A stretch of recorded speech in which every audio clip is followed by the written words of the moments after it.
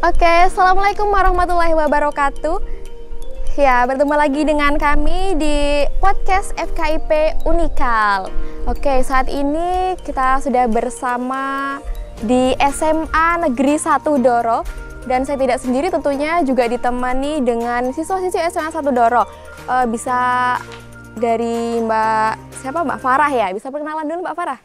Perkenalkan, nama saya Farah Syaira. Saya siswi SMA 1 Doro. Saya kelas 10 dari kelas MIPA 1. Selanjutnya Mas Rizky. Nama saya Rizky Kuryawan. Saya adalah siswa dari SMA Negeri 1 Doro dan saya berasal dari kelas 11 MIPA 1. Pada kesempatan kali ini kita akan ngobrol lebih banyak mengenai membangun motivasi gitu ya. Namun sebelum itu dari FKIP Unikal mau mengucapkan happy anniversary buat SMA Negeri 1 Doro. Wow, luar biasa. Iya, anniversary yang ke-29. Oke. Semoga SMA 1 Doro semakin maju, iya, juga semakin berprestasi tentunya ya buat siswa-siswinya.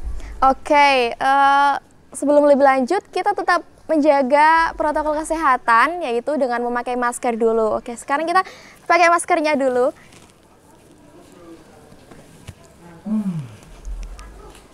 Iya, oke teman-teman, ngomongin tentang membangun motivasi nih, saya bersama kedua narasumber dari SMA 1 Doro ini akan lebih jauh berbicara mengenai motivasi. Oke, sekarang kita bisa denger nih motivasi apa aja sih yang dibangun dari Kak Feby maupun dari Kak Rizky dulu, bisa silakan.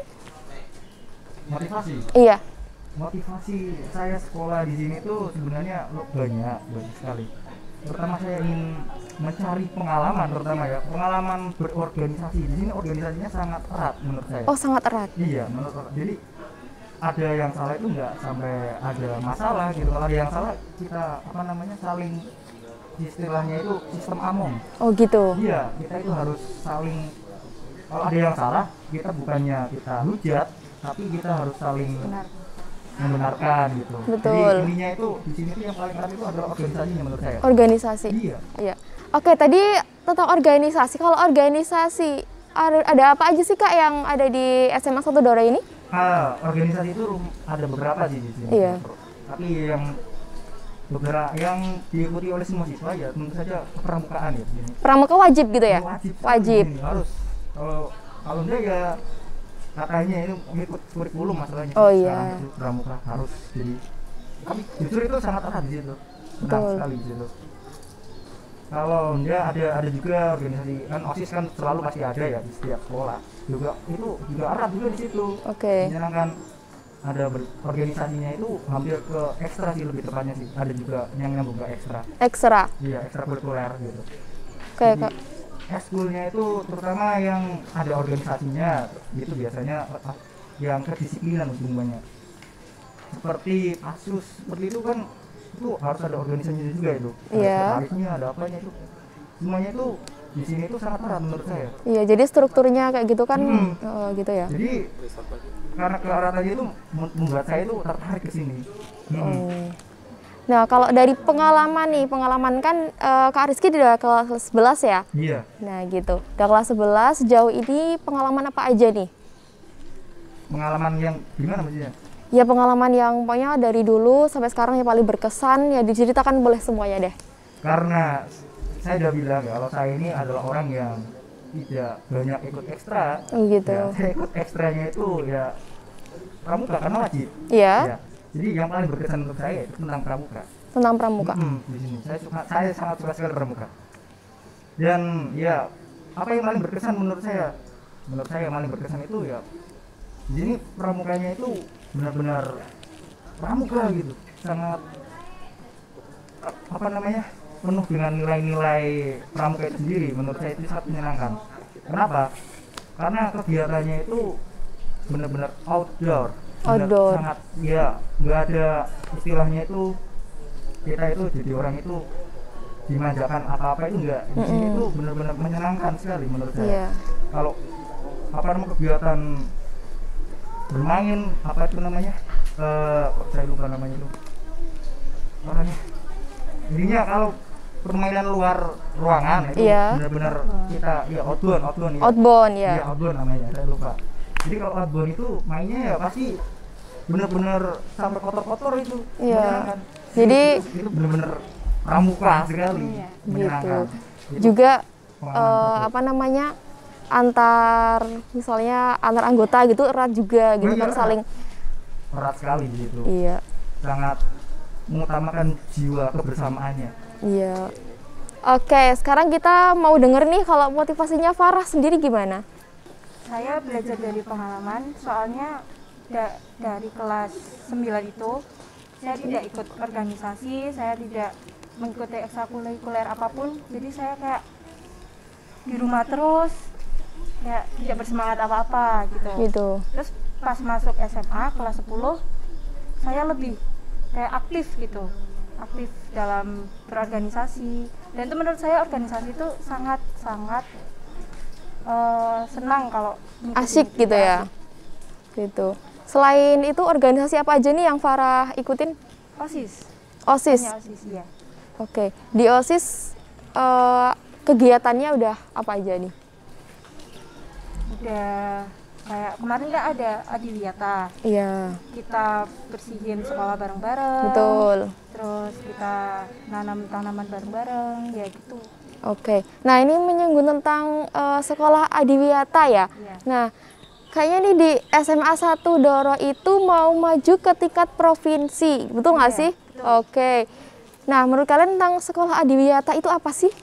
Sekolah yang lingkungannya sehat, seperti hijau, sekolahnya hijau, asri, dan perilakunya yang bagus. Oke. Nah, untuk yang Farah sama Kak Rizky lihat sendiri kalau mengenai sekolah Adiwiyata itu, tentang teman-teman kalian sendiri nih, dilihat lingkungannya gimana sih? Udah mendukung banget nggak sih gitu? Gini, menurut saya kan orang itu di sini tuh ada beberapa orang yang kesadarannya masih kurang. Iya. Jadi ada beberapa keadaan yang menyebabkan tersendatnya kegiatan seperti ini. Biasanya masih ada tuh beberapa orang yang buang sampah sembarangan. Itu masalah yang biasa ya. Oke, iya betul. Belum biasa lah orang buang sampah sembarangan itu, tapi sebenarnya itu masalah kecil. Itu menimbulkan beberapa yang kecil karena terlalu banyak, jadinya besar kan. Juga terbiasa gitu kan. Iya. Sebenarnya masalah utama dari kegiatan seperti ini menurut saya yang paling kecil itu masalah itu adalah itu membuang sampah sembarangan. Kalau misal nggak ada itu yang buang sampah sembarangan, itu pasti Adiwiyata itu akan benar-benar sempurna gitu. Oke. Nah, ini berarti menjadi tugasnya OSIS juga dari kepramukaan gitu kan, bisa menyadarkan teman-temannya. Bagus kita buat membangun sekolah Adiwiyata itu yang benar-benar tercipta banget di SMA Negeri 1 Doro ini. Gitu. Oke. Nah, setelah itu kita bicara mengenai moto nih, moto hidup kalian. Apalagi sekalian kan masa sekolah gitu. Coba deh dari Kak Rizky dulu. Saya selalu punya moto hidup bahwa saya itu tidak peduli dengan kata orang. Saya tidak peduli dengan kata orang yang menurut saya itu akan menjatuhkan saya. Oke. Saya nggak peduli itu.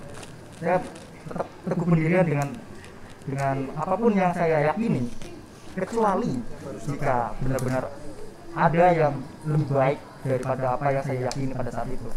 Jadi I never give a damn if the world against me. Dari Farah itu sendiri gimana? Jangan takut mencoba hal-hal yang baru. Jangan takut Untuk mencoba hal-hal yang baru. Jadi kita harus berani gitu ya, apapun resikonya gitu. Iya. Oke. Itu. Nah, selama kalian berproses di SMA Negeri 1 Doro ini kan pasti punya planning ke depannya gitu. Nah, untuk planningnya sendiri kalian udah nyiapin apa aja nih gitu? Oke, bisa dari Mas Rizky. Oke. Gini, pertama kan saya masuk SMA ini, saya tidak punya niatan untuk ikut organisasi, saya tidak punya niatan untuk itu. Saya tidak punya niatan sebenarnya. Tapi karena melihat keeratannya di situ, saya ikut, dan akhirnya itu membawa saya pada planning itu sendiri. Planningnya saya adalah kan di sini, jika ini tuh sebenarnya SMA itu seperti jembatan menuju hal yang lebih baik nanti, yaitu universitas jika ibaratnya kita mau melanjutkan. Nah, di SMA ini kan tujuan kan universitas itu kan pasti melihatnya nilai kan, nilai dan apa kegiatan kita di SMA itu sendiri. Nah kalau nilai kita bagus kan ya udah, intinya planning saya adalah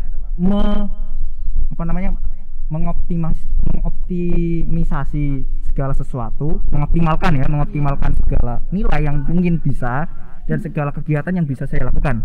Jadi gini, ada kata orang itu bilang orang yang sukses itu berasal dari orang yang berorganisasi. Betul. Ya, jadi saya mencoba mengikutinya, yaitu saya ikut organisasi sekarang ini seperti ini contohnya. Jadi planning saya adalah ikuti organisasi ini dengan aktif dan benar-benar aktif, dan saya juga akan melakukannya dengan sepenuh hati. Terus ditambah lagi tetap nilai itu haruslah seimbang dengan apapun yang kita lakukan menurut saya. Jadi nilai pelajaran itu tetap harus kita utamakan untuk saat ini, apalagi ini masa pandemi yang benar-benar membuat orang jadi keder sekali, mencari gimana nilainya itu susah sekali di sini, persaingannya menjadi sangat rumit menurut saya. Jadi agak tidak bisa di planning lebih lanjut karena planning saya hampir rusak gara-gara pandemi ini. Serius. Itu punya misalnya langkah lain misalnya yang dilakukan selama pandemi ini, kita kan harus punya planning juga nih. Karena ada pandemi kayak gini, kita nggak harus ke langkah awal, kita punya langkah yang lainnya. Gitu, bisa diceritakan apa gitu kan, nggak harus terbatas karena pandemi, kita bisa punya langkah lain.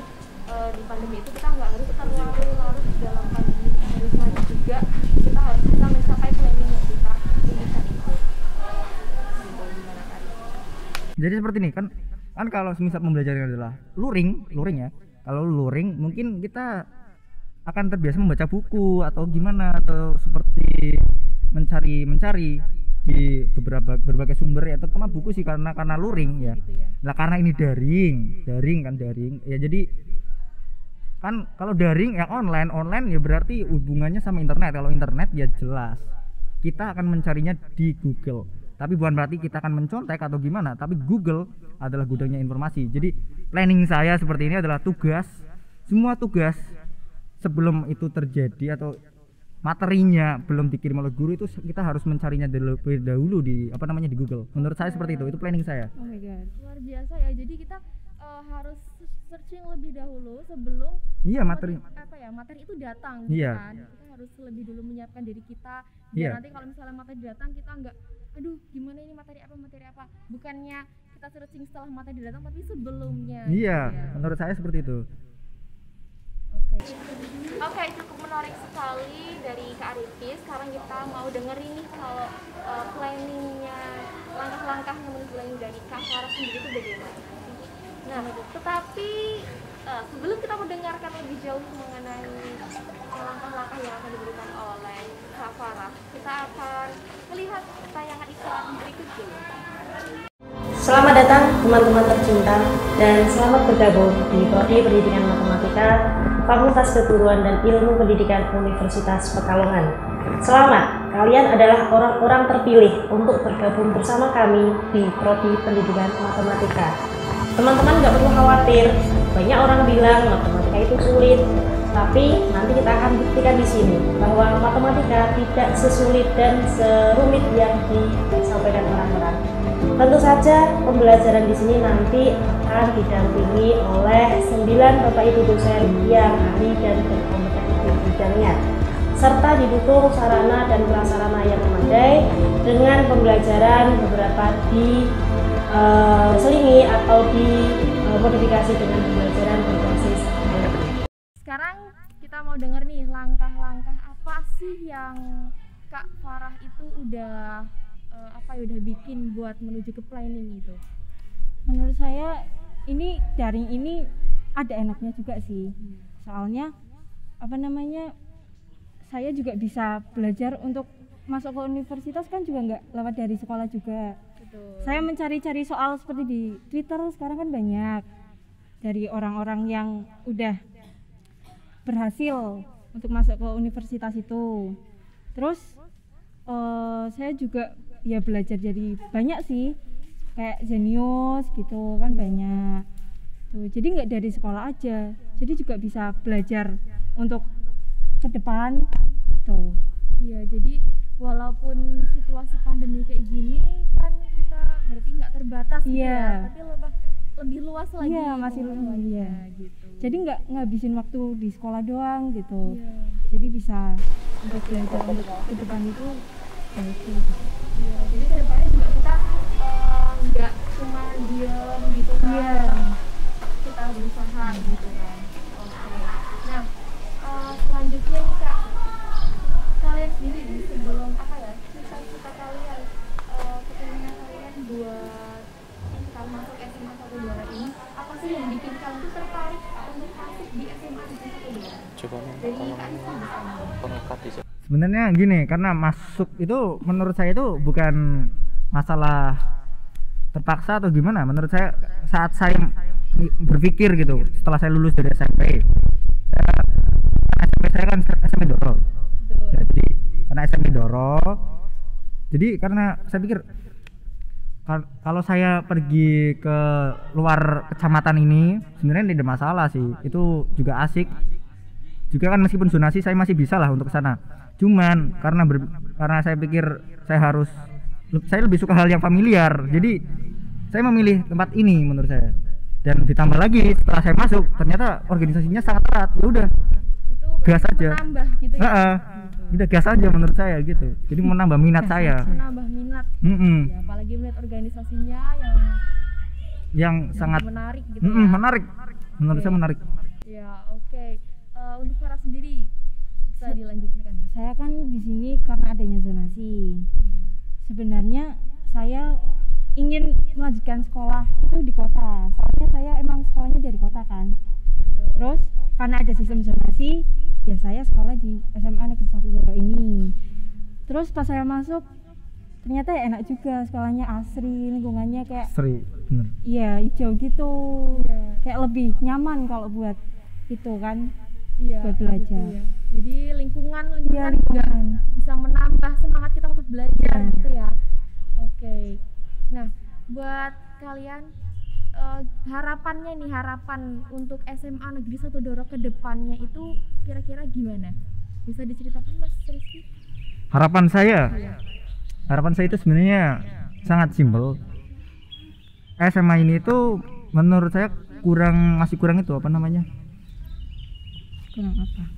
murid-muridnya itu kurang pedulian menurut saya. Ada itu di situ. Cuman itu kepedulian akan lingkungan menurut saya. Kita harus lebih peduli dengan lingkungan. Yang paling kecil itu tetap buang sampah sembarangan, itu masih menurut saya selalu mengedepankan hal itu. Kalau yang lebih besar kita pikirkan nanti, yang kecil dulu ya masalahnya itu. Kecilnya itu ya itu buang sampah sembarangan. Iya, kita harus membasmi hal yang kecil dulu. Iya, kecil itu penting sekali, harus hilang. Kalau enggak ya udah. Hal sepele tapi itu nanti bakal jadi masalah besar ya Kak ya. Bayangkan aja kalau satu orang bilangnya itu paling segini, terus orang lain bilang gini lah, terus ada 300 orang, ya udah. Sampahnya ada banyak sekali. Iya. Oke, kita mau membenarkan mengenai hal yang kecil, pokoknya terutama yang mengenai membuang sampah itu ya Kak Rizky ya. Iya. Yang kebersihan gitu kan. Oke, nah untuk Kak Farah nih gimana ya? Menurut saya anak-anak SMA 1 Doro ini udah sopan-sopan sih. Kayak dari adik kelas bicara sama kakak kelas itu sopan. Terus sama guru juga ya sopan-sopan. Biasanya kan kalau di Doro ini biasanya tuh kalau tentang kesopanannya itu kurang. Masih kurang. Iya. Gitu. Tapi di sini udah itu kok. Udah bagus ya, cukup bagus gitu. Oke, teman-teman, sepertinya kita sudah mendengar nih ya mengenai motivasi-motivasi dari Kak Rizky sama Kak Farah. Oke, buat teman-teman tetap jangan kemana-mana karena setelah ini akan ada narasumber yang lebih inspiratif juga. Tentunya jangan kemana-mana, tetap berada di podcast FKIP Unikal. Tidak hanya dibekali dengan pembelajaran yang di bidang akademik saja, nanti teman-teman bisa bergabung di Humatika. Di sana banyak kegiatan yang bisa menumbuhkan bakat dan minat teman-teman semua. Kakak-kakak angkatan mahasiswa di Prodi Pendidikan Matematika sudah tidak dilakukan lagi. Mereka sudah berkompetisi di tingkat regional maupun sampai pada tingkat nasional. Lulusan dari Prodi Pendidikan Matematika sudah banyak yang terserap di bidang kerja sesuai dengan keahliannya. Sebagian besar menjadi guru, tentu saja guru matematika, dan ada juga yang menjadi kepala sekolah, edupreneur, dan yang lainnya. Bagi teman-teman yang saat ini hatinya belum sepenuhnya cinta terhadap matematika, mari mulai sekarang menata hati dan fokus diri terhadap matematika dan diniati untuk belajar bersama di Prodi Pendidikan Matematika, Fakultas Keguruan dan Ilmu Pendidikan Universitas Pekalongan. Jangan lupa minta restu kepada kedua orang tua, karena tanpa restu dari kedua orang tua, kita tidak akan sukses. Salah satu kunci dari kesuksesan adalah restu dari kedua orang tua. Terima kasih. Oke, halo teman-teman, kembali lagi bersama kami di podcast FKIP Unikal, dan tentunya podcast ini diselenggarakan oleh FKIP Unikal, yang mana di situ ada 3 prodi pendidikan bahasa Indonesia, bahasa Inggris, dan juga matematika. Nah, saat ini kita sudah bersama narasumber yang hebat, inspiratif, tentunya dari SMA Negeri 1 Doro. Oke, bersama Kak Evi dan Kak Desi. Bisa perkenalan dulu nih, teman-teman kan belum tahu nih. Ya, dari saya, perkenalkan, nama saya Evi Cayanila dari kelas 11 MIPA 2. Perkenalkan, nama saya Desi Tiastuti, saya dari kelas 11 MIPA 1. Nah, oke. Sebelum kita lanjut berbincang-bincang mengenai prestasi, kita tetap mematuhi protokol kesehatan, yaitu dengan memakai masker dulu. Oke.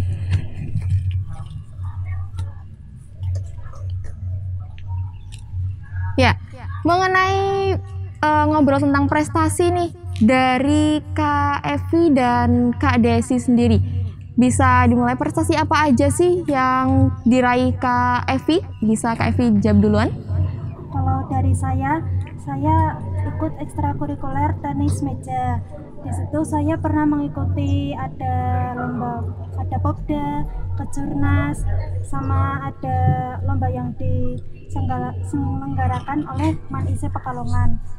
Nah, di situ saya untuk yang popda saya pernah juara 1, untuk yang kejurnas juara 3, dan di lomba yang diselenggarakan oleh MAN-ISE itu saya baru masuk 8 besar. Wow, luar biasa. Oke,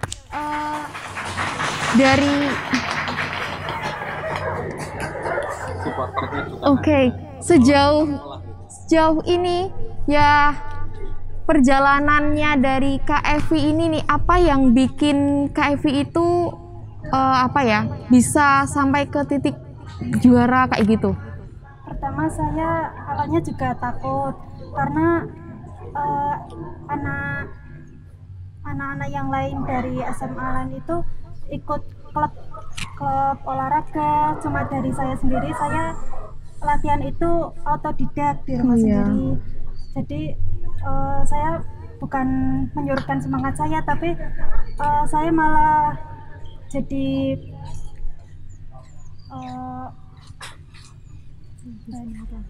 bisa lebih semangat lagi, karena yang lain itu kok ikut klub sedangkan saya tidak, jadi saya lebih semangat lagi. Oh gitu, jadi mulai belajar dari mandiri dulu gitu. Setelah itu mulai dari kapan itu di bidang tenis meja? Itu saya ikut dari waktu SMP. Oh, dari SMP kelas berapa itu? SMP kelas 7. Dari kelas 7, dan kebetulan di SMA 1 Doro itu juga ada olahraga tenis meja gitu. Oke, selanjutnya nih untuk Kak Evi, kenapa sih apa yang bikin Kak Evi sampai menjuarai tenis meja ini, dan selanjutnya juga dikasih pesan buat teman-teman semuanya. Oke, bisa disampaikan Kak Evi? Ya, yang paling utama harus latihan rutin, rajin latihan. Walaupun di pandemi begini, di rumah tetap latihan saja di rumah Saya juga dulu itu latihan sendiri di rumah. Yang selanjutnya juga guru memotivasi saya untuk ikut event-event perlombaan ini untuk jalan cabang olahraga tenis meja, dan juga teman-teman SMA saya juga mendukung saya. Saya sangat bersyukur bisa sekolah di SMA Negeri 1 Doro. Saya sangat berterima kasih sekali yang sebanyak-banyaknya menyediakan sarana dan prasarana. Oke, jadi kita walaupun di kondisi pandemi seperti ini tetap harus kita berusaha mandiri gitu ya di rumah gitu. Oke, nah untuk selanjutnya kita akan mendengar nih prestasi apa sih yang diraih oleh Kak Desi. Oke, nah dari Kak Desi. Oke, namun sebelum itu kita akan mendengar nih, akan simak cerita dari Kak Desi setelah jeda iklan berikut ini. Assalamualaikum warahmatullahi wabarakatuh. Kuliah di Prodi Pendidikan Bahasa Inggris sangat menyenangkan karena kita belajar banyak mengenai pendidikan bahasa Inggris, terutama bagaimana kita menjadi guru, bagaimana kita menjadi pendidik yang baik, bagaimana kita menjadi wirausahawan yang di bidang, tentunya di bidang pendidikan. Nah, namun semua itu dapat dicapai harus melalui beberapa tahap. Tahap pertama adalah tahap akademik. Tentunya adik-adik di mahasiswa baru akan melampaui selama 8 semester di bidang akademik. Selama 8 semester, Anda tidak hanya mendapatkan akademik, tapi juga non-akademik. Maka manfaatkanlah. Apa itu akademik? Akademik adalah kegiatan Anda yang selalu rutin Anda lakukan dan wajib dilakukan, yaitu selama 8 semester harus menempuh beberapa mata kuliah. Dan kita di pendidikan bahasa Inggris paling full yaitu 145 SKS. Nah, bagaimana untuk mendapatkan atau mempermudah kalian dalam menjalani 8 semester? Anda tidak hanya sendirian di kampus ini, Anda bisa sharing sama teman, dan juga di angkatan Anda akan didampingi oleh dosen wali. Dosen wali berfungsi dosen wali bertugas untuk membimbing mahasiswa dalam menentukan kuliah atau menentukan ke depan masa kuliah. Jadi kalau di akademik Anda bisa bimbingan sama dosen wali. Nah, namun di non akademik ada banyak hal yang Anda dapat manfaatkan, yaitu di sini banyak tersedia UKM, yaitu unit kegiatan mahasiswa. Di tingkat universitas ada banyak UKM, ada UKM karate, ada UKM musik dan macam-macam, dan ada UKM jurnalistik dan macam-macam. Dan di fakultas sendiri juga ada namanya UKM fakultas, yaitu ada Gandewa yang di bidang seni, ada UKM judo di bidang olahraga. Dan juga selain itu, selain masuk di dalam UKM, Anda dapat masuk di dalam organisasi-organisasi mahasiswa. Semisal di tingkat fakultas ada BEM fakultas, di tingkat prodi ada Hima Prodi. Di bahasa Inggris ada ESA, English Student Association, di mana itu adalah organisasi milik Hima Prodi. Nah, jadi selama 8 semester jangan sia-siakan kuliah Anda, jangan leha-leha, jangan cuma main game, jangan cuma gibah ya, jangan cuma nongkrong-nongkrong, tapi manfaatkan 8 semester ini di prestasi akademik dan juga non akademik. Terima kasih. Assalamualaikum warahmatullahi wabarakatuh. Oke, Kak Desi, ya ngomongin tentang prestasi nih, Kak Desi kan merupakan salah satu juga siswi berprestasi di SMA Negeri 1 Doro. Prestasi apa sih yang udah Kak Desi raih? Jadi saya pribadi kan ikut organisasi PMR, Kak. Oke. Di organisasi PMR itu biasanya ada latihan rutin sebelum pandemi. Terus karena kondisi pandemi seperti ini, latihannya itu ditiadakan. Terus waktu itu dari PMI itu mengadakan lomba kontes foto. Kontes foto. Nah, saya pribadi itu kan suka mengedit, suka mengedit foto dan video. Terus pertamanya itu saya ragu mau ikut apa enggak nih. Terus dari pembina sendiri kayak motivasi saya biar ikut aja gitu, nggak apa-apa untuk cari pengalaman juga. Iya, betul. Akhirnya dari keisengan saya ngedit foto dan video, saya memberanikan diri buat ikut kontes foto tersebut. Terus waktu saya ambil foto itu juga dibantu sama teman-teman saya, Kak. Oh iya. Nah, terus akhirnya saya bisa menjadi juara 1 itu karena kesesuaian foto saya dengan tema. Masa pandemi seperti ini. Kalau saya pribadi sebenarnya anaknya nggak terlalu pede, tapi karena pembinanya itu baik, terus menyediakan kamera buat saya, jadinya saya ikut di lomba tersebut. Luar biasa juga nih ya dari Kak Desi. Nah, untuk Kak Desi, apa sih yang bikin Kak Desi itu bisa semangat gitu, bisa semangat buat mengikuti event itu gitu? Dan juga bisa dikasih tips dan pesan buat teman-teman semuanya, apalagi di era seperti ini, pandemi apalagi gitu ya, kita nggak cuma harus terbatas, harus mengikuti yang kita di rumah aja atau gimana, tapi kita tetap harus belajar dan menggali gitu potensi diri gitu. Bisa disampaikan Kak Desi? Kalau menurut saya masa pandemi seperti ini jangan dijadikan untuk alasan untuk kita tidak berkreasi. Betul. Menurut saya kalau misalkan ada event atau ada lomba terus kita ngerasa nih kita mampu di lomba tersebut, ya kita ikut aja, pede aja. Yang penting itu kan kita sudah berusaha untuk mengikuti lomba tersebut. Jadi untuk hasilnya nanti itu bonus buat kita. Jadi kita tetap harus mencoba aja ya, kita harus berani mencoba. Jadi kalau misalnya benar juga kata Kak Desi, kalau misal kita nggak mencoba, kapan lagi kita bisa, dan terbukti kalau misalnya dari usaha kita itu membawakan hasil gitu, seperti Kak Desi itu. Bisa beri tepuk tangan buat kita semuanya.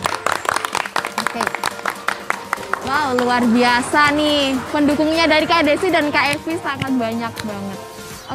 Nah untuk teman-teman semuanya dari FKIP Unikal di channel podcast ini ada giveaway menarik buat kalian bagi yang komentar terbaik. Jadi buat kalian ayo buruan banget, jangan lupa komentar terbaik akan mendapatkan giveaway voucher sebesar Rp50.000 untuk 2 orang saja ya. Jadi jangan lupa pokoknya komen dan like, subscribe di channel TV FKIP Unikal. Nah buat teman-teman juga jangan kemana-mana, tetap stay tune di channel ini karena selanjutnya akan ada podcast-podcast menarik dari narasumber yang tentunya sangat inspiratif dan luar biasa. Jangan kemana-mana, tetap di podcast FKIP Unikal.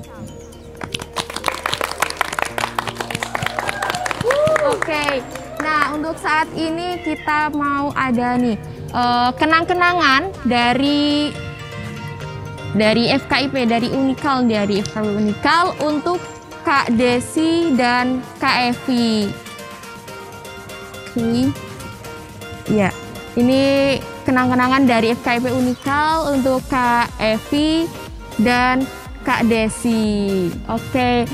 Kami mengucapkan terima kasih buat Kak Desi dan Kak Evi, juga tidak lupa kepada SMA Negeri 1 Doro yang tentunya juga berpartisipasi dengan acara podcast FKIP Unikal. Dan buat teman-teman semuanya tetap setia dengan channel kami. Jangan kemana-mana, tetap di podcast FKIP Unikal.